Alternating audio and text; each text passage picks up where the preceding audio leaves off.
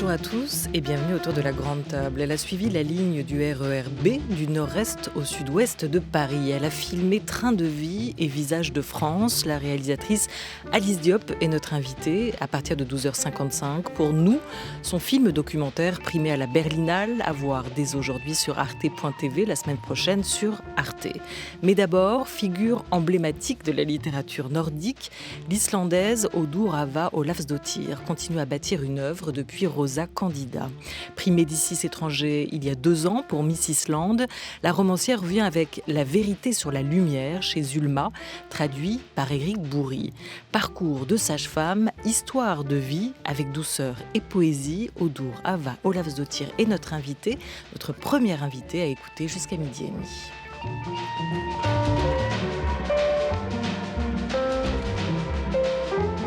La grande table. Olivia Gesbert.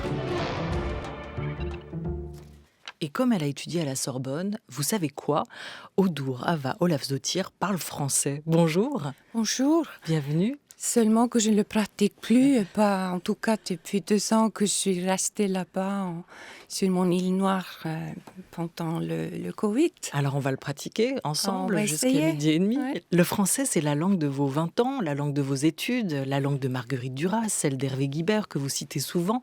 C'est une langue qui traduit quoi pour vous ? Des sentiments qui témoignent d'un état d'esprit. Le français, à quoi l'associez-vous ? Ouais. C'était surtout une ouverture sur une autre culture, sur une autre type de littérature que je connaissais pas en Islande, qui n'étaient pas des livres qui n'étaient pas traduits en islandais. Donc j'ai commencé à lire à Paris, et Paris c'était aussi le cinéma qui comptait beaucoup pour moi de voir en Islande. J'avais vu que des films un peu hollywoodiennes. Alors oui, et c'est une autre manière de penser aussi le français. Et le séjour à Paris, ça m'a aussi sensibilisée sur ma propre langue. Je l'ai vue d'un œil neuf, je l'ai vue un peu comme une langue étrangère aussi. Moi, je me trouvais au milieu de l'océan entre l'Europe, le continent et cette île volcanique. Nos 2 cultures, ce que vous avez pu voir avec ces 2 langues, le français et l'islandais, ce que vous avez vu à travers la littérature et le cinéma, nos 2 cultures sont si différentes. Qu'est-ce qui nous distingue au fond ? Oh, vous êtes un peuple plus rationnel que les Islandais. On dit en islandais, on dit þetta reddast, c'est un peu Hakuna Matata, ça va aller.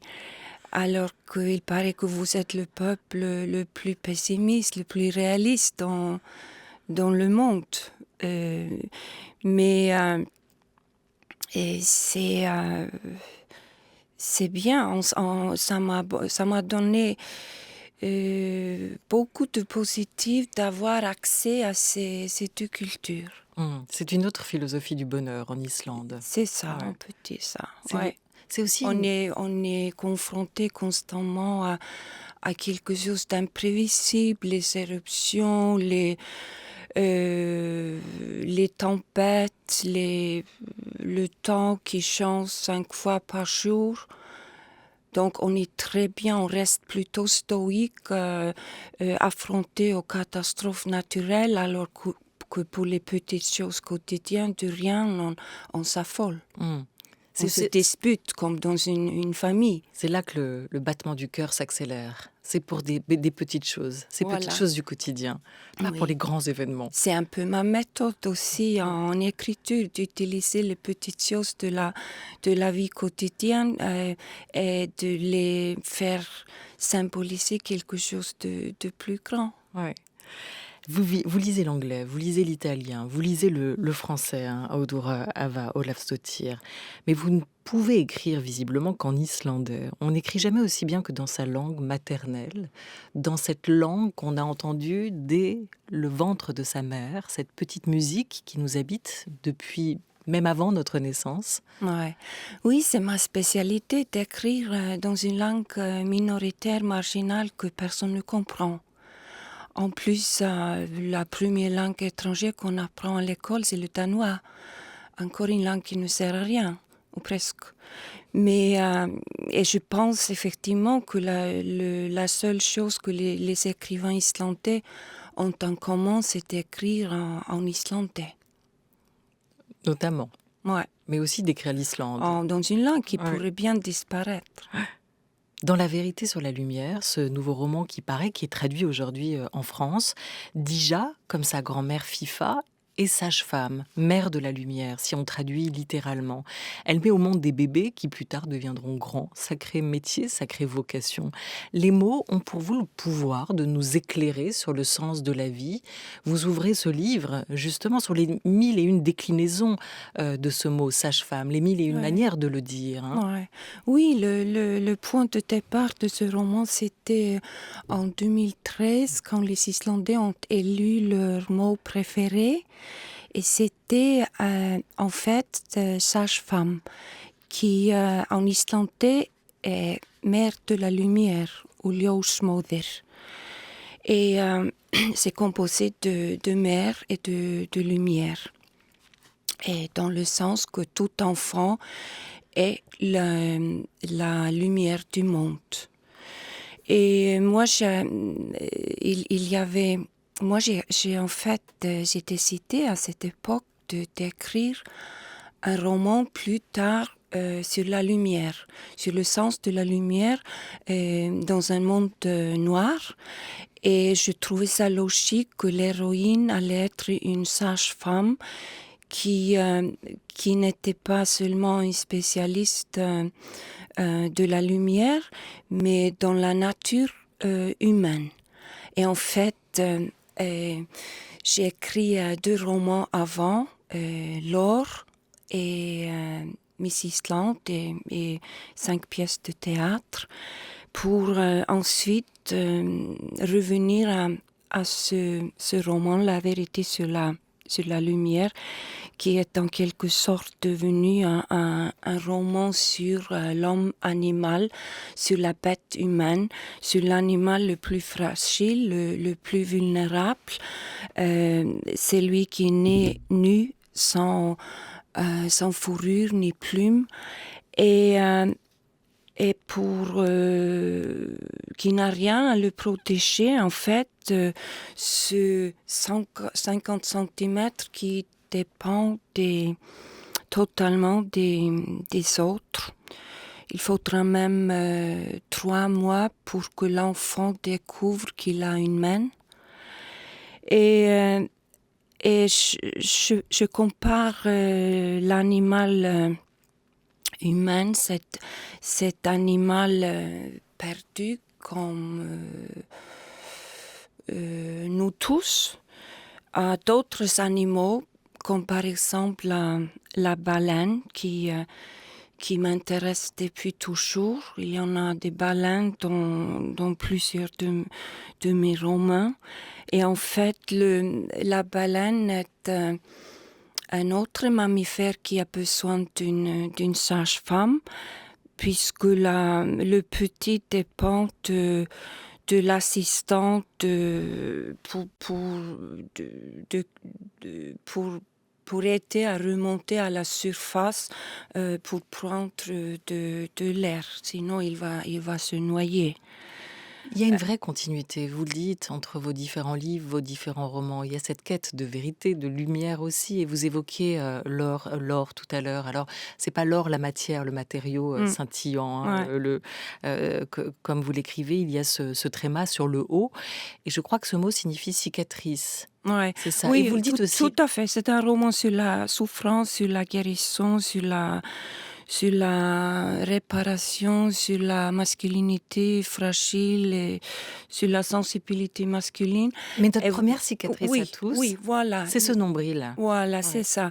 Non, c'est vrai que mes romans sont nés de désespoir, de crépuscule. Ils vont tous, en quelque sorte, du noir vers la lumière, vers l'espoir. Et ils sont tous des romans sur la survie. Parce que c'est pour cela que je ne tue pas mes personnages, comme dans les polars. Moi, je trouve que c'est trop facile. Le plus difficile, c'est la question comment survivre. Et la question qui se pose dans la vérité sur la lumière, c'est un peu en quoi sommes-nous bons? Et aussi sur ce qui ne va pas chez nous. Et pour parler de la lumière, il faut parler du noir. Pour faire une ode à la vie, il faut passer par la mort. C'est comme ça qu'il se construit un roman par les oppositions. Exactement. Ouais. Sage-femme, brouillard, neige. Il y a mille manières de le dire si on en revient aux mots. Et on voit avec vous comment le paysage sculpte la langue. Est-ce que cette nature si particulière, qui trouve évidemment sa place aussi dans ce nouveau roman, Odur Ava Ólafsdóttir, est-ce que cette lumière forge aussi les hommes? Est-ce qu'elle a fait de vous l'écrivaine et la femme que vous êtes? Tout à fait. La nature est en nous, elle forge notre caractère et le roman se passe dans la nuit noire autour de Noël, 3 jours autour de Noël. Et moi, je pense que c'est la sensibilité de la lumière, justement, qui a forgé mon caractère, en tout cas. Et parce que la lumière n'est jamais le même. Il n'y a pas 2 jours identiques en Islande. C'est pas qu'il y a la nuit noire en hiver et puis le jour éternel en été. Ouais. Non, les nuits blanches. Non, c'est pas comme ça. C'est que la lumière change chaque jour.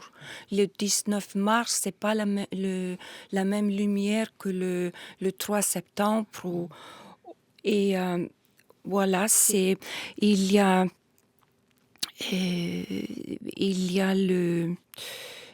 évidemment un thème climatique.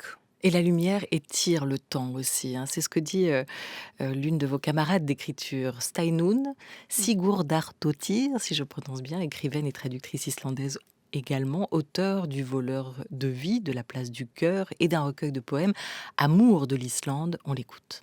Alors, l'été en Islande, c'est un miracle. Il fait lumière 24 heures sur 24. Et en effet, l'été en Islande est très court. Et un paysan m'a dit, en Islande, il manque un mois. Entre mai et juin, il manque le 13e mois de l'année. En Islande, le temps change tout le temps. Alors, on peut avoir 10 minutes de soleil et c'est le bonheur absolu. Et c'est pour ça qu'on prolonge les moments, toujours. On a plusieurs journées dans une journée. On se lève, on écrit un peu des livres, on prend la voiture avec les petits arbres, on conduit 3 heures, on plante des arbres. On peut faire beaucoup de choses dans une journée qui est une impossibilité avec la nuit. J'adore cette idée qu'elle formule. Là, on a changé de saison, on est passé de l'hiver à l'été. On plante les arbres. Cette idée de prolonger le moment, toujours. Oui, et aussi, après chaque voyage à l'étranger, j'essaie de planter 300 arbres, du boulot. Et l'écrivaine que vous êtes, tente aussi de prolonger le moment, tente de prolonger l'histoire à travers ses romans, comme ses personnages. Déjà, elle va se replonger régulièrement, cette sage-femme, dans les manuscrits de sa grand-tante, Fifa. Qu'est-ce qui l'intrigue? Qu'est-ce qu'elle cherche à comprendre? Qu'est-ce qui les différencie, ces 2 femmes, ces 2 générations? Oui, il y a la filiation d'une génération à l'autre, mais avec ces 3 manuscrits, je pense qu'elle essaie de comprendre l'homme, mais ils sont inachevés. Donc, elle renonce en quelque sorte à comprendre l'homme. Elle ne croit pas, cette grande tante qui a écrit ces 3 manuscrits, elle ne croit pas en l'homme, mais elle croit à l'enfant. Elle croit à l'enfant et elle pense que l'espoir de l'homme réside dans l'enfant et aussi dans la... et chez les poètes, parce que l'homme, c'est le seul animal à écrire de la poésie, à raconter des histoires. Et aussi chez ceux qui ont pu garder l'âme pure de l'enfant. Mais la grande-tante, elle renonce à terminer ses manuscrits. Il y a donc un roman, un livre à l'intérieur du livre qui s'appelle La vérité sur la lumière. Mais elle renonce à comprendre la bête humaine et elle se met à tricoter. Elle se met à faire de la broderie. Et vous, qui vous racontez des histoires ? Et moi, je me dis souvent que cela va être mon dernier roman, le dernier livre à chaque fois que je vais écrire. Mais chaque fois, il y a un nouveau qui entre, qui arrive. Et mais je pense que je pourrais bien me mettre à cultiver la terre, faire quelque chose à faire pousser des arbres. Les carottes. Mais si vous écrivez, c'est peut-être parce que toutes ces histoires, vous les avez en vous, on vous les a racontées, vous les avez entendues aussi, peut-être quelque part. Qu'est-ce qu'on fait de tous ces récits dont on hérite en naissant ? Moi, je pense que j'ai quelque chose à dire. Je m'arrêterai à écrire si j'aurais rien à dire. C'est en quelque sorte, on essaie d'organiser le chaos dans le monde et lui donner un sens. C'est ça l'écriture, un peu de faire du ménage. Être une femme de ménage ou un homme de ménage. Ou être sage-femme, c'est aussi accoucher de récits, accoucher d'un mystère ou d'un miracle. Parce que la création littéraire, comme la création tout court, avec vous, Audur Ava Ólafsdóttir, reste un miracle. Et on voit que vous n'en avez pas fini d'essayer de comprendre qui on est, d'où on vient, où on va. L'accouchement, parce que c'est quand même un livre sur ça aussi, sur la vie, sur ce qui se passe entre la naissance et la mort, vous l'évoquiez. Vous en parlez comme d'une éruption volcanique. L'enfant surgit dans la lumière, des ténèbres venues des profondeurs de la terre, ce sont vos mots. Ça reste un mystère entier, malgré ce livre, pour vous. Oui, et aussi parce que la grande-tante est intéressée aussi, pas seulement à la lumière et à la vie animale, à l'homme animal, mais aussi au hasard. Elle s'intéresse beaucoup au hasard. Et un de ses manuscrits s'appelle les coïncidences. Et la conception est la plus grande coïncidence de la vie, qui reste une aventure et un miracle toujours d'être en vie. Invitée jusqu'à 12h30, la romancière islandaise Audur Ava Ólafsdóttir, à l'occasion de la parution de La vérité sur la lumière, votre nouveau roman traduit en France qui paraît aux éditions Zulma. France Culture, la grande table, Olivia Gesbert. Entre ciel et terre, mi-sacré, mi-animal, la naissance, cette expérience périlleuse dans la vie d'un être humain. Il n'en existe aucune autre comparable, vous le dites, en intensité, même pas la mort finalement. On dit que l'homme ne se remet jamais d'être né. Le plus difficile vient ensuite, l'enfant va devoir s'habituer à la lumière, d'où les mots d'encouragement de la sage-femme.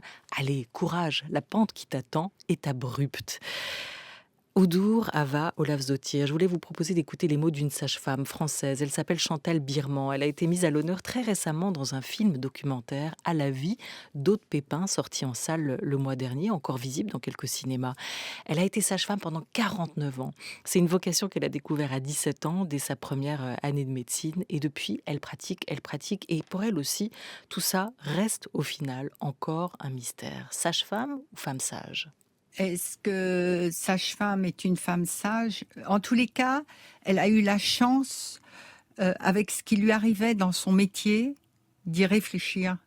Et de réfléchir au corps des femmes et de réfléchir à ces traversées d'être à deux chez soi. C'est pas du tout évident, hein. Par la schizophrénie, je connais pas autre chose que la grossesse, hein. Donc on est dans des fragilités évidemment incroyables qui ne sont pas évaluer à la justesse de ce qui se passe.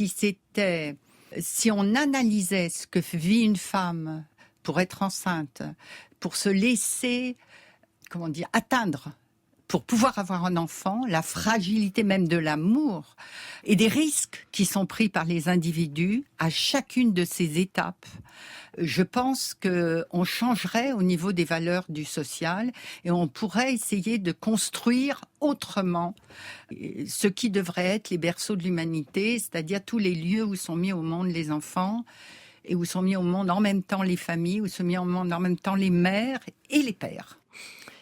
Vous percevez, très beau. Vous percevez ça aussi, cette absence de reconnaissance sur ce métier, cette vocation Absolument. qui pourtant fait tout. Ah oui, si c'était l'homme qui mettait l'enfant au monde, ça serait une prioritaire dans le système de santé, évidemment. Mais j'aime bien ce mot fragilité.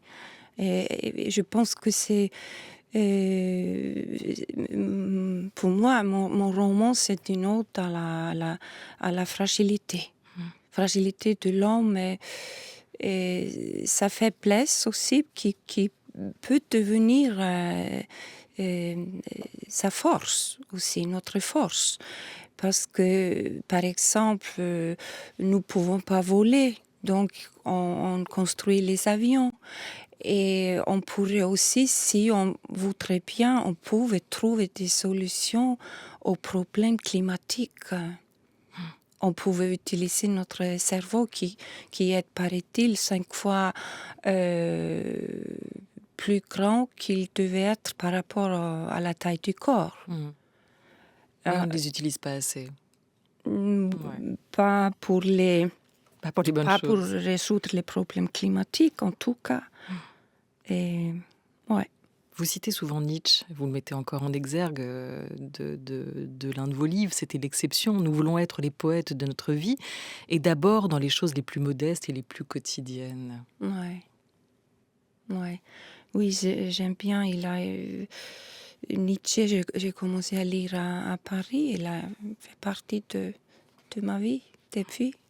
Depuis ce moment-là, depuis ces 20 ans, vous avez Il y a appris du le tout français. chez Nietzsche. Ouais. C'est intéressant de comprendre avec vous la part que vous donnez à la volonté aussi dans nos vies et la part que vous laissez au hasard. Dans Rosa Candida, votre premier roman traduit en France, le père que vous suiviez ne semblait pas croire à cela. Papa ne croit pas aux coïncidences, écrivez-vous. Du moins, pas quand il s'agit des événements primordiaux de l'existence, comme la naissance et la mort. La vie ne s'allume pas, ni ne s'éteint comme ça, par hasard, dit-il. Dans La vérité sur la lumière, ce nouveau roman, c'est le contraire que pense la grand-tante FIFA. Et vous, au milieu de tout ça, qu'en pensez-vous ? Vous pensez que c'est le hasard et les coïncidences qui guident nos vies, qui ont guidé votre vie, à vous aussi ? J'y crois, je n'y crois pas. J'ai des doutes de plus en plus, surtout. Mais j'essaie de... Je sais pas, ça dépend d'un roman à l'autre. J'ai voulu. Vous n'avez pas décidé ? J'ai pas décidé, non. Vous évoquiez la vie tout à l'heure et la mort en embuscade, hein. D'ailleurs, vous racontez l'histoire de ce couple à un moment dans le livre qui perd aussi son bébé. Vous parlez de cette sage-femme qui lit des poèmes d'Anna Akhmatova ou d'Henry Scott Holland. Djali parfois ces mots-là assez patiente. Mais il y a autre chose. Vous semblez croire quand même que ce métier de sage-femme permet, en tout cas à ceux qui le pratiquent, dans cette force qu'il y a à donner la vie, permet aussi pour les femmes d'aujourd'hui, pour les sages-femmes, de pouvoir se prévaloir d'avoir vu le monde. Pour certaines femmes de cette lignée, d'ailleurs, on comprend que ce métier a été une histoire d'émancipation. C'est important de redonner à toutes ces femmes, à travers ces récits collectés, racontés par des femmes qui ne pouvaient pas écrire, de leur redonner voix, de leur redonner aussi les rênes de leur vie et de leur destin. Oui, c'est toujours dans tous mes romans mon but principal, le point de départ, de donner une voix à ceux qui l'ont pas. Souvent les gens marginaux et dans La vérité sur la lumière, à ces femmes d'époques différentes qui risquaient leur vie pour sauver une autre femme au péril de leur propre vie, qui voyageaient en Islande, qui traversaient des rivières à pied, puisqu'il n'y avait même pas de route en Islande avant 1940. Et oui, il y a... C'est l'affiliation, d'une femme, d'une génération à l'autre. Aller à la rencontre de toutes ces femmes sans voix, anonymes, c'est comme retourner, écrivait Virginia Woolf, c'est comme retourner sur les traces d'une écrivaine perdue, d'une poétesse réprimée, de quelques Jane Austen silencieuses et sans gloire. Hein. Ouais. Oui, je le redis, c'est mon rôle d'essayer de donner une voix à ceux qui ne l'ont pas. La vérité sur la lumière, vous l'avez trouvée, Audurova Olafsdottir? Pas encore. Pas encore. Donc vous allez continuer à écrire. Oui, il paraît. Il paraît. Pas le choix. Merci beaucoup d'être venu autour de cette grande table. Je rappelle le titre de ce nouveau roman, traduit en France, La vérité sur la lumière. Il paraît aux éditions Zulma. Vous êtes venu le défendre en français et on vous en remercie. Et je redonne le nom de votre traducteur. C'est Éric Bourri qui signe ici la traduction de ce livre. Merci à vous. Merci.